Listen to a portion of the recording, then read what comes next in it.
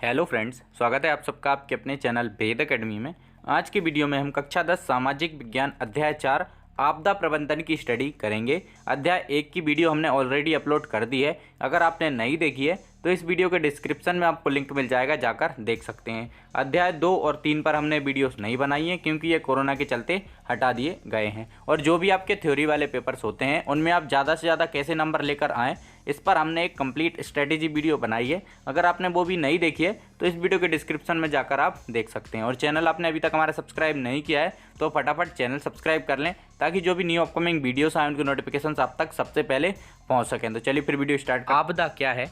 आपदा का आशय या फिर तात्पर्य हमें बताना है। तो वे समस्त घटनाएं जो प्रकृति में व्यापक रूप से घटित होती हैं और मानव समुदाय को असुरक्षित एवं संकट में डालते हुए मानवीय दुर्बलताओं को दर्शाती हैं, आपदाएं कहलाती हैं। वे समस्त घटनाएं जिनसे मानव को जान माल की हानि होती है, आपदाएं कहलाती हैं। यानी कि लोगों की मृत्यु भी हो जाती है आपदाओं के चलते और उनको धन या फिर आर्थिक रूप से भी क्षति पहुंचती है, जैसे बाढ़, भूकंप, चक्रवात, सूखा, आग, आतंकवाद आदि। तो ये हमारी आपदाएं होती हैं। उसके बाद आपदा एक मानव जनित या प्राकृतिक विपत्ति है। देखिए, आपदाएं दो तरीके की होती हैं, एक तो मानव जनित, दूसरी प्राकृतिक। मानव जनित आपदाएं वे होती हैं जो हमारी महत्वाकांक्षाओं या फिर हमारी लापरवाहियों की वजह से होती हैं, जैसे कि कहीं आग लग जाना या फिर आतंकवाद। और प्राकृतिक विपत्ति या प्राकृतिक आपदा वे होती हैं जिन पर हमारा कोई कंट्रोल नहीं होता है, जैसे बाढ़, भूकंप, चक्रवात आदि। विपत्ति हैं जिससे निश्चित क्षेत्र में आजीविका तथा संपत्ति की हानि होती है, जिसकी परिणति मानवीय वेदना तथा कष्टों में होती है। ये हमारी आपदा हो गई। आपदा क्या होती है? वे समस्त घटनाएं जिनसे जान माल की हानि होती है, आपदाएं कहलाती हैं। दो तरीके की होती हैं, मानव जनित और प्राकृतिक। उसके बाद अगला हमारा टॉपिक है आपदाओं के हमें प्रकार बताने। देखिए, हमने पहले ही जान लिया आपदाएं दो प्रकार की होती हैं। सबसे पहला है प्राकृतिक आपदाएं जिन पर मानव का कोई कंट्रोल नहीं होता, जैसे सूखा, बाढ़, भूकंप, भूस्खलन। इन पर हमारा कोई कंट्रोल नहीं होता है, ये प्रकृति के अनुसार चलती रहती हैं। सुनामी आदि समस्त घटनाएं जो प्रकृति में विस्तृत रूप से घटित होती हैं, जिनका प्रभाव विनाशकारी होता है। देखिए, सूखा भी काफ़ी विनाशकारी होता है, बाढ़ से कई सारे घर बह जाते हैं, फसलों को नुकसान हो जाता है। भूकंप से भी ऐसा ही होता है। उसके बाद मानवकृत आपदा।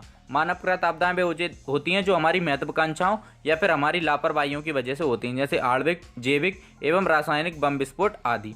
मानवकृत आपदाएं वे संकट हैं जो मानवीय महत्वाकांक्षा व प्रयासों से संबंधित हैं तथा इनके प्रभाव विनाशकारी होते हैं। मानवीय जो आपदाएं होती हैं उनके प्रभाव काफ़ी ज़्यादा विनाशकारी होते हैं। उसके बाद अगला हमारा टॉपिक है आपदा प्रबंधन क्या है? आशय या आपदा प्रबंधन का ज्ञान प्रत्येक विद्यार्थी को क्यों होना चाहिए? देखिए, आपदा प्रबंधन मतलब होता है कि आपदा से निपटने की तैयारी या फिर आपदा से कैसे हम लड़ सकते हैं, वो तैयारी आपदा प्रबंधन कहलाता है। देखिए, आपदा प्रबंधन क्रियाकलापों की एक ऐसी श्रृंखला है जो आपदा से पहले और उसके बाद ही नहीं बल्कि एक दूसरे के समानांतर भी चलती रहती है। देखिए, आपदा प्रबंधन का मतलब होता है कि वैसी तैयारी जो एक बार आपदा आ जाए तो उससे निपट ले, लेकिन उससे पहले और उससे बाद भी चलती रहे। यह व्यवस्था विस्तार और संकुचन मॉडल से भी अधिक है। इस व्यवस्था में यह मानकर चला जाता है कि आपदा संभावित समुदाय के भीतर आपदा की रोकथाम, उसके दुष्प्रभाव को कम करने, जवाबी कार्रवाई और सामान्य जीवन स्तर पर लौटने के लिए पर्याप्त उपाय होते हैं। तथापि विभिन्न संकट घटक और समुदाय की असुरक्षा की भावना के बीच संबंध के आधार पर विस्तारित तथा संकुचित होते रहते हैं। अर्थात आपदा प्रबंधन ऐसे क्रियाकलापों का एक समूह है जो आपदा के पूर्व या बाद की स्थिति के क्रम में ना होकर एक दूसरे के साथ साथ चलती हैं। यानी कि इसमें ऐसा नहीं होता है कि आपदा आ गई तो उससे ही सिर्फ निपटा जाए, लेकिन उससे पहले की तैयारी, उसके बाद की तैयारी, सब पर फोकस किया जाता है आपदा प्रबंधन में। उसके बाद अगला हमारा टॉपिक है आपदा प्रबंधन के प्रमुख तत्व क्या होते हैं, वो हमें बताने हैं। तो पहला है हमारा पहले से तैयारी। देखिए, इसके अंतर्गत समुदाय को आपदा प्रभाव से निपटने के लिए पहले से तैयार रहना चाहिए। यानी कि अगर आपको लग रहा है कि कोई भी आपदा आने वाली है तो पहले से ही आप उसकी तैयारी करके बैठें। उसके बाद राहत एवं जवाबी कार्रवाई। आपदा से पहले, आपदा के दौरान और आपदा के तुरंत बाद किए गए ऐसे उपाय जिससे यह सुनिश्चित हो सके कि आपदा के प्रभाव को कम से कम किया जा सके। उसके बाद अगला है हमारा सामान्य जीवन स्तर पर लौटना। यानी कि एक बार आपदा से कुछ भी नुकसान हो गया तो फिर से जो नॉर्मल लाइफ है उसमें कैसे लोगों को लाया जाए, ऐसे उपाय जो कि भौतिक आधारभूत सुविधाओं के पुनर्निर्माण तथा आर्थिक एवं भावनात्मक कल्याण की प्राप्ति में सहायक हों। रोकथाम और दुष्प्रभाव करने के लिए योजना, यानी कि जो भी आपदा आई है उसको कैसे रोकथाम की जाए और उससे जो भी दुष्प्रभाव हुए हैं उनको कैसे कम किया जाए, आपदाओं की गंभीरता तथा उनके प्रभाव को कम करने के उपाय। तो ये हमारा आपदा प्रबंधन हो गया और उसके तत्व हो गए। आपदा के प्रभाव हमें बताने हैं। तो आपदा समाज की सामान्य कार्य प्रणाली को बाधित करती है, इससे बहुत बड़ी संख्या में लोग प्रभावित होते हैं। एक एग्जाम्पल लेते हैं हम बाढ़ का। देखिए, बाढ़ से अगर कोई भी एरिया में बाढ़ आ जाती है तो जो नॉर्मल डेली लाइफ के कार्य हैं वो लोग नहीं कर पाते हैं और बहुत बड़ी संख्या में लोग प्रभावित होते हैं उससे। आपदा के कारण जीवन तथा संपत्ति की बड़े पैमाने पर हानि होती है। देखिए, जब भी कभी बाढ़ आती है तो आपने न्यूज़ में सुना होगा कि इतने लोगों की मृत्यु हो गई और इतने लोगों के घर बह गए, तो जीवन की भी हानि हो रही है और संपत्ति की भी हानि हो रही है। उसके बाद आपदा समुदाय को प्रभावित करती है, जिससे क्षतिपूर्ति के लिए भारी सहायता की आवश्यकता होती है। देखिए, आपने देखा हो कि राहत कार्य बहुत तेज़ी से चलते हैं। जहाँ भी बाढ़ आई हुई होती है तो हेलीकॉप्टर से खाना पहुँचाने का कार्य किया जाता है या रेस्क्यू ऑपरेशन किए जाते हैं। तो एक्सटर्नल सपोर्ट की ज़रूरत पड़ती है। सभी आपदाएं जैसे भूकंप, बाढ़, चक्रवात, सूखा, भूस्खलन, आग, महामारी आदि के अपने विशिष्ट प्रभाव होते हैं। देखिए, सबके अपने अपने अलग प्रभाव होते हैं। उसके बाद अगला हमारा टॉपिक है प्राकृतिक आपदाओं के लिए वनों का विदोहन या फिर विनाश उत्तरदायी है। देखिए, जितनी भी प्राकृतिक आपदाएं आती हैं उनके लिए वनों का जो हम विनाश कर रहे हैं वो उत्तरदायी है या नहीं, ये हमें बताना है। ये हमारे कथन को हमें प्रूफ करना है या फिर समझाना है। प्राकृतिक आपदाएं वे समस्त घटनाएं जो प्रकृति में विस्तृत रूप से घटित होती हैं, जिनका प्रभाव विनाशकारी होता है, जैसे सूखा, बाढ़, भूकंप, भूस्खलन, सुनामी आदि। देखिए, प्रकृति के द्वारा जो आपदाएं आती हैं वो प्राकृतिक आपदाएं कहलाती हैं। इन आपदाओं के लिए प्रमुख रूप से वनों का विदोहन उत्तरदायी है। देखिए, हम धड़ल्ले से वनों को काट रहे हैं, अपने खेत बना रहे हैं, घर बना रहे हैं, तो इससे भी बहुत सारी जो प्राकृतिक आपदाएं वो आ रही हैं। वनों से ही मिट्टी को पोषण तत्व प्राप्त होते हैं। देखिए, वन से ही मिट्टी को पोषण तत्व प्रदान होते हैं। मृदा अपरदन से रक्षा होती है, यानी कि मिट्टी का बहाव रुकता है, वर्षा में वृद्धि होती है। ऐसा कहा जाता है कि जो वन होते हैं वो जो पानी वाले बादल होते हैं उनको अपनी तरफ आकर्षित करते हैं और वर्षा कराते हैं। वन विनाश से प्राकृतिक जल धाराओं का सूख जाता है। जो झरने होते हैं वन में चलते हैं, अगर वन नहीं होंगे तो वो सूख जाएंगे। वर्षा कम होने से भूमिगत जल स्तर का नीचा होना। देखिए, आपने ये भी फील किया होगा, आप जो वाटर लेवल होता है अगर पानी नहीं होगा तो वो डाउन हो जाएगा। कई हम फीट तक बोर करवा लेते हैं लेकिन उनमें भी पानी नहीं निकलता है। ये क्यों हो रहा है? क्योंकि हम लगातार पेड़ पौधे काट रहे हैं और वर्षा कम हो रही है और वाटर लेवल चला जा रहा है हमारा।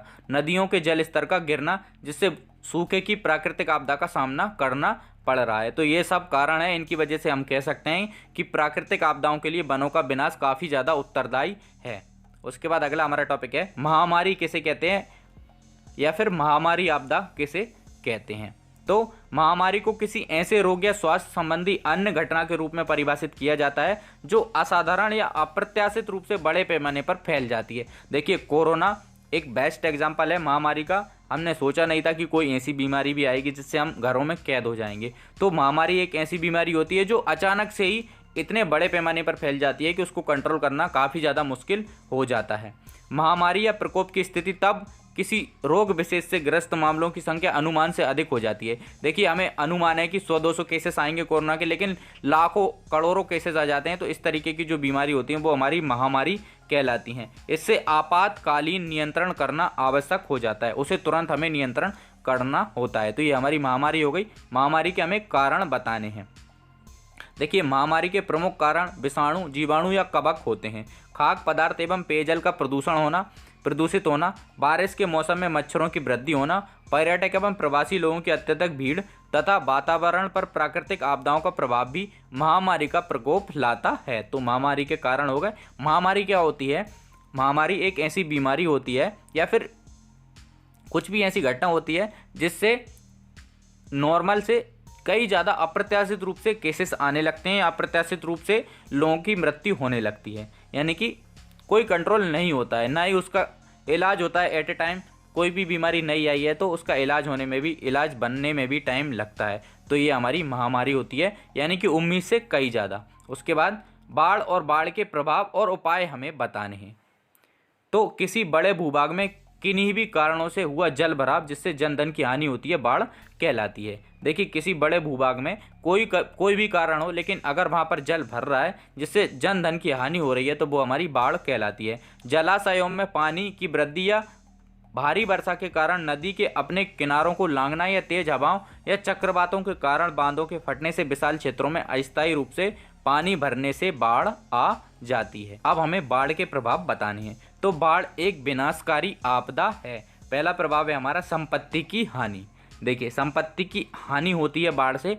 कई सारे खेत के खेत तबाह हो जाते हैं, कई सारे घर तबाह हो जाते हैं। उसके बाद मृत्यु तथा जन स्वास्थ्य। देखिए, कई लोगों की मृत्यु हो जाती है और जन स्वास्थ्य की प्रॉब्लम्स भी आती हैं, हेल्थ की भी प्रॉब्लम आती हैं। उसके बाद जल आपूर्ति में व्यवधान होता है। अगर बाढ़ आ जाएगी तो जो गंदा पानी होगा वो भर जाएगा और जो पीने के लिए शुद्ध पानी होता है वो हमें नहीं मिल पाएगा। फसलें एवं खाद्य आपूर्ति बाधित होती है, फसलें नष्ट हो जाती हैं। जब फसलें नष्ट हो जाएंगी तो उत्पादन नहीं होगा और आपूर्ति भी नहीं होगी। मृदा संरचना में परिवर्तन। देखिए, मृदा संरचना यानी कि मिट्टी की संरचना में भी परिवर्तन हो जाता है। अगर बाढ़ आएगी तो मिट्टी को अपने साथ बहाकर ले जाएगी। उसके बाद अगला टॉपिक है हमारा बाढ़ को नियंत्रण करने के उपाय हमें बताने हैं। पहला है, नदियों के ऊपरी क्षेत्रों में अनेक जलाशय बनाए जा सकते हैं। पहला तरीका है हमारा। दूसरा, नदियों के ऊपरी जल संग्रहण क्षेत्रों में सघन वृक्षारोपण किया जाना चाहिए। देखिए, वृक्षारोपण हर समस्या का समाधान है। मैदानी क्षेत्रों में अनुपयुक्त भूमि पर जल संग्रहण किया जाना चाहिए। जो मैदानी क्षेत्र पड़े हुए हैं, अगर वहाँ पर कोई भी काम की वो भूमि नहीं है तो वहाँ पर हमें पानी का भराव करना चाहिए, जल संरक्षण करना चाहिए। नदियों के किनारों की भूमि पर मानवीय वस्तुओं के अतिक्रमण पर रोक लगानी चाहिए। देखिए, जो नदियों के किनारे होते हैं वहाँ पर लोगों को बसने पर हमें रोक लगानी चाहिए। नदियों के जल ग्रहण क्षेत्रों में वन विनाश को नियंत्रित करना चाहिए। उसके बाद सहायक नदियों व धाराओं पर अनेक छोटे छोटे बांधों का निर्माण किया जाना चाहिए। ये उपाय हैं हमारे बाढ़ को रोकने के लिए। उसके बाद सूखा आपदा किसे कहते हैं, निपटने के उपाय बताइए। देखिए, बाढ़ और सूखा अपोजिट हैं एकदम। अगर बहुत ज़्यादा बारिश हो जाती है तो बाढ़ आ जाती है, अगर बारिश बिल्कुल भी नहीं होती तो सूखा हो जाता है। सूखा एक प्रमुख आपदा है जो मानवीय चिंता का प्रमुख विषय रहा है।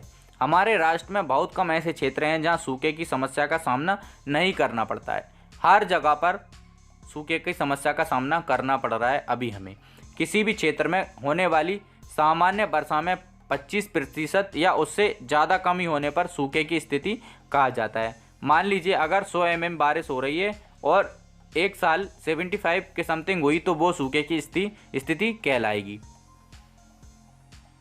गंभीर सूखे की स्थिति को हम तब कहते हैं जब या तो वर्षा में 50% से अधिक की कमी हो या 2 वर्षों तक निरंतर वर्षा नहीं हो। तो ये हमारी सूखे की कंडीशंस हो गई। उसके बाद निपटने के उपाय। सबसे पहला, सूखे पर नज़र बनाए रखना। हमें हमेशा सूखे पर नज़र बनाए रखनी होगी। जल को सुरक्षित करना होगा, संरक्षित करना होगा, सिंचाई के साधनों को बढ़ाना होगा, वनारोपण करना होगा और आजीविका योजना। देखिए, ये सबसे इम्पोर्टेंट है, आजीविका योजना। यानी कि हमें कृषि पर डिपेंड नहीं होना का, उसके अलावा भी कमाई के दूसरे साधन खोजने होंगे। अगर बाढ़ आ भी जाती है तो हम उन पर डिपेंड हो सकें। तो निपटने के ये उपाय हो गए हमारे। सबसे पहला, सूखे पर नज़र रखना, जल को हमें सुरक्षित करना, संरक्षित करना, सिंचाई के साधनों को बढ़ाना, वनारोपण करना और आजीविका योजना। उसके बाद अगला हमारा टॉपिक है रासायनिक आपदाएं क्या हैं, उदाहरण एवं रोकथाम के उपाय हमें बताने हैं। रासायनिक आपदाएं क्या हैं, उदाहरण एवं रोकथाम के उपाय। देखिए, औद्योगिक व रासायनिक आपदाएं मानव प्रदत्त आपदाएं यानी कि हमारे द्वारा उत्पन्न आपदाएं हैं ये। इनकी शुरुआत बड़ी तेजी से बिना किसी चेतावनी के हो सकती है। रासायनिक गैस रिसाव मानवीय गलती से, प्रौद्योगिकी खराबी अथवा प्राकृतिक क्रियाकलापों से हो सकती है। देखिए, उदाहरण हम ले सकते हैं भोपाल का। रासायनिक गैस रिसाव 2 से 3 दिसंबर 1984 भोपाल में घटने वाली अभी तक की सबसे विनाशकारी औद्योगिक रासायनिक आपदा है। देखिए, वहाँ पर MIC मिथाइल आइसोसाइनाइड निकली थी और लाखों लोग प्रभावित हुए थे। उसके बाद उपाय, बचने के उपाय हमें बताने हैं। तो जहरीले पदार्थों के भंडारण की क्षमता सीमित होनी चाहिए। अगर हमारे पास कैपेसिटी है स्टोरेज की 10 kg मान लीजिए एक एग्जांपल के लिए, तो उतने ही हमें स्टोरेज करनी चाहिए, उससे ज़्यादा नहीं करनी चाहिए। उसके बाद अग्निरोधी चेतावनी प्रणाली में सुधार करना चाहिए। उद्योग के लिए बीमा और सुरक्षा संबंधित कानून सख्ती से लागू होने चाहिए। देखिए कोई भी उद्योग है अगर वो स्थापित हो रहा है अच्छी बात है, लेकिन जो ज़रूरी प्रिकॉशंस होते हैं वो फॉलो करना चाहिए उद्योग वालों को। दुर्घटना की स्थिति का सामना करने की समझ विकसित करने हेतु समय समय पर नकली अभ्यास कराना चाहिए, यानी कि प्रैक्टिस करनी चाहिए। खतरनाक रसायनों का उपयोग, भंडारण तथा बचाव के तरीकों से संबंधित जानकारी सरल भाषा में आम नागरिक तक पहुंचाना चाहिए।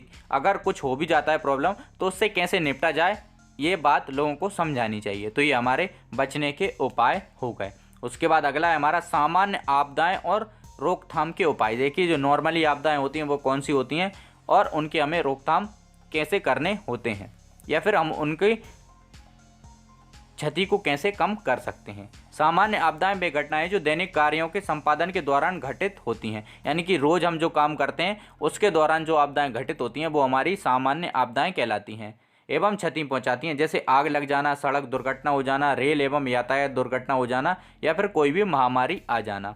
सामान्य आपदाएं हम आग और सड़क दुर्घटना समझेंगे। तो आग अत्यंत खतरनाक होती है। चक्रवात, भूकंप, बाढ़ आदि सभी प्राकृतिक आपदाओं को मिलाकर जितने लोगों की मृत्यु होती है उससे कहीं अधिक लोग आग से जलकर मरते हैं। देखिए जो बड़ी बड़ी आपदाएं हैं जैसे चक्रवात, भूकंप, बाढ़, इन सबको मिलाकर जितने लोगों की मृत्यु होती है उतनी आग से हो जाती है। तो ये काफ़ी ज़्यादा गंभीर समस्या है। आग लगने के कई कारण होते हैं। देखिए आग कई कारणों से लग सकती है। सबसे पहला, घर के भीतर अत्यधिक ज्वलनशील पदार्थ ना रखें। जो ज़्यादा ज्वलनशील पदार्थ हैं उनको घर के अंदर नहीं रखना चाहिए। जब घर से बाहर जाएं तो बिजली और गैस के सभी उपकरण बंद करके जाएं। उसके बाद घर में एक अग्निशमन यंत्र अवश्य रखें और प्रयोग करना सीखें। देखिए ऐसा भी नहीं कि आप अग्निशमन यंत्र आपने रख लिया और आपको चलाना ही नहीं आ रहा है, उसको यूज़ करना ही नहीं आ रहा है, आपको रखना भी है और उसका यूज़ भी सीखना है। उसके बाद बिजली के एक ही सर्किट में बहुत सारे उपकरण ना लगाएं। ये छोटी छोटी चीज़ें हमें याद रखनी चाहिए। आग से बचाव के बुनियादी नियम और बाहर निकलने का रास्ता सदैव ध्यान में रखा जाए। यानी कि आग लग भी जाती है तो उससे कैसे कंट्रोल में लाएं, अगर नहीं कंट्रोल में ला पा रहे हैं तो हम कैसे उससे बाहर निकल सकें। तो ये हमारे बचाव के उपाय हो गए। सड़क दुर्घटनाएं अब हम जान लेते हैं। तो सड़क व्यवस्था बेहतर संपर्क और सेवा के लिए बनाई जाती है, लेकिन वाहन चालकों की जल्दबाजी व लापरवाहियों के कारण सड़क दुर्घटनाओं की संख्या बढ़ती जा रही है। इसके प्रमुख कारण होते हैं, देखिए जो सड़कें होती हैं वो हमारी बेहतरी के लिए बनाई जाती हैं, लेकिन वाहन चालक लापरवाही से वाहन चलाते हैं, या आप बोलें कि ध्यान ही नहीं देते हैं वाहन चलाते टाइम। उस वजह से बहुत सारी सड़क दुर्घटनाएं हो जाती हैं। और प्रमुख कारण ये होते हैं, सबसे पहला यातायात नियमों का उल्लंघन करना। देखिए यातायात नियमों का उल्लंघन किया जाता है, इस वजह से भी बहुत सारी सड़क दुर्घटनाएं होती हैं। नशे की हालत में वाहन चलाया जाता है, इस वजह से भी सड़क दुर्घटनाएं होती हैं। तीव्र गति से गाड़ी चलाना, इस वजह से भी होती हैं। और वाहनों तथा सड़कों के रखरखाव में कमी। देखिए जो रोड होते हैं वो भी अच्छे नहीं होते हैं, इस वजह से भी कभी कभी सड़क दुर्घटना हो जाती है। सड़क दुर्घटना से बचाव के हमें उपाय बताने की कैसे बचा जा सकता है। वाहन चलाते समय मोबाइल पर बात ना करें। ये सबसे ज़्यादा कॉमन चीज़ हो चली है आजकल कि वाहन चलाते टाइम मोबाइल पर ज़्यादा लोग ध्यान देते हैं, इस वजह से सड़क दुर्घटनाएँ हो जाती हैं। दोपहिया वाहन सदैव हेलमेट पहनकर चलाना चाहिए। उसके बाद वाहन तभी चलाएं जब आप उसके लिए पर्याप्त सक्षम हो, यानी कि अगर आप अच्छी तरीके से उसको चला पा रहे हैं तभी उसको चलाएं। सड़क पार करते समय सड़क के दोनों तरफ देखें। उसके बाद अपने से अगली गाड़ी से आगे निकलने का अनावश्यक प्रयास ना करें, यानी कि होड़ासी आपको बिल्कुल भी नहीं करनी है। ट्रैफिक नियमों का आपको पालन करना है। वाहन चलाते समय गति को अचानक तेज या कम ना करें। उसके बाद सुनामी किसे कहते हैं, कारण और भारत में प्रभावित प्रमुख क्षेत्र। देखिए सुनामी किसे कहते हैं और इसके क्या क्या कारण होते हैं, और भारत में सुनामी से प्रभावित कौन कौन से क्षेत्र हैं वो हमें बताने हैं। देखिए भूकंप और ज्वालामुखी से महासागरीय धरातल में अचानक हलचल उत्पन्न हो जाती है। भूकंप और ज्वालामुखी से और महासागरीय जल का अचानक विस्थापन हो जाता है, यानी कि एक स्थान से दूसरे स्थान पर जल जाने लगता है। परिणाम स्वरूप समुद्री जल में ऊर्ध्वाधर ऊंची तरंगें पैदा होती हैं। इन्हें सुनामी या समुद्री लहरें कहा जाता है। जब पानी में भूकंप और ज्वालामुखी फटते हैं तो उनकी वजह से पानी विस्थापित हो जाता है और तरंगें निकलने लगती हैं। इसे हम क्या कहते हैं, सुनामी कहते हैं। सामान्यतः प्रारंभ में सिर्फ एक ऊर्ध्वाधर तरंग उत्पन्न होती है, परंतु कालांतर में जल तरंगों की श्रृंखला बन जाती है। यानी कि स्टार्टिंग में एक तरंग उठती है, लेकिन कुछ टाइम के बाद बहुत सारी तरंगें उठने लगती हैं। महासागर में जल तरंग की गति जल की गहराई पर निर्भर करती है। जो महासागर में जल तरंग की अगर गति की बात करें तो वो जल की गहराई पर डिपेंड होती है कि समुद्र कितना गहरा है। जितना गहरा होगा उतनी ही ज़्यादा या फिर उतनी ही तीव्र सुनामी आएगी। पहले गहरे समुद्र में सुनामी लहरों की लंबाई अधिक होती है और ऊंचाई कम होती है। उसके बाद समुद्र तटीय क्षेत्र सुनामी आपदा के प्रभाव क्षेत्र होते हैं। जहाँ पर भी समुद्र होते हैं वहाँ के जो तटीय क्षेत्र होते हैं यानी कि पास के क्षेत्र होते हैं वहाँ पर सुनामी का प्रभाव सबसे ज़्यादा होता है।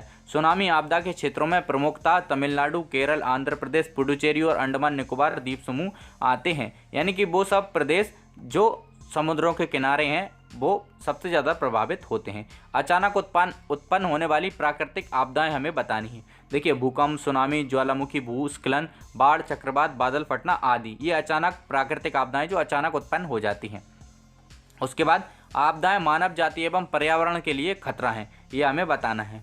तो आपदाएं मानव जाति एवं पर्यावरण के लिए गंभीर खतरा है। क्षति पहुंचाने की क्षमता की माप को खतरा कहते हैं। देखिए, क्षति पहुंचाने की जो क्षमता होती है उसके माप को हम क्या कहते हैं? खतरा कहते हैं।